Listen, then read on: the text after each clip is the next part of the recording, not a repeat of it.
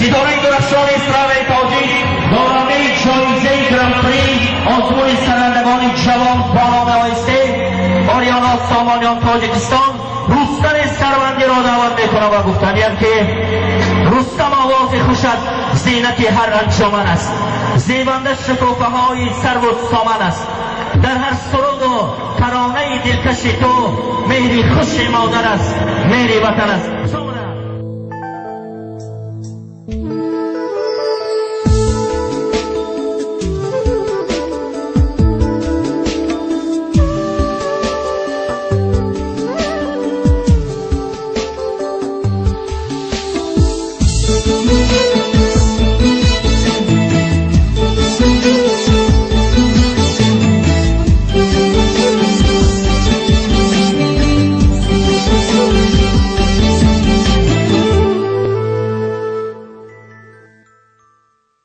چرا در این نیمه شب این همه در میزنی؟ چرا در این شامی تو دیدنی من آمدی؟ چرا در این شامی تو دیدنی من آمدی؟ چرا در این نیمه شب این همه در میزنی؟ چرا در این شامی تو دیدنی من آمدی؟ چرا در این شامی تو دیدنی من آمدی؟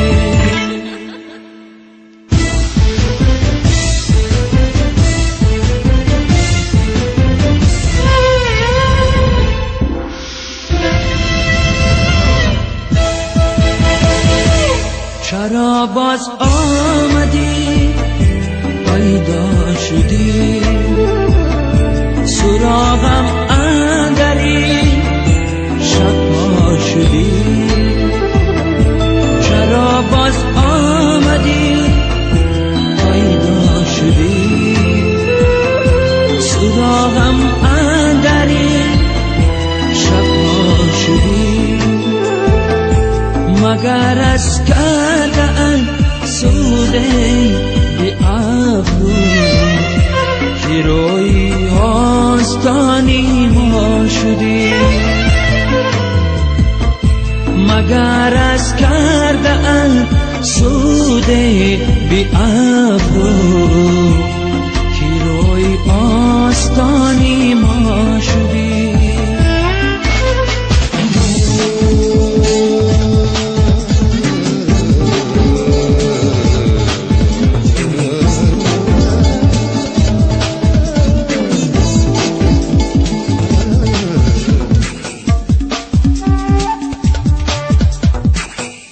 براه دیدگانم چار بود، دلم از عشق تو بیمار بود. براه دیدگانم چار بود، دلم از عشق تو بیمار بود. میانی عشق ما دیوار غربت زی آه و ناله و آزار بود. میانی عشق ما دیوار غربت زی آه و ناله و آزار بود. چرا در این نیمه شب این همه در میزنی؟ چرا در این شامی تا دیدنی من آمدی؟ چرا در این شامی تا دیدنی من آمدی؟ چرا در این نیمه شب این همه در میزنی؟ چرا در این شامی تا دیدنی من آمدی؟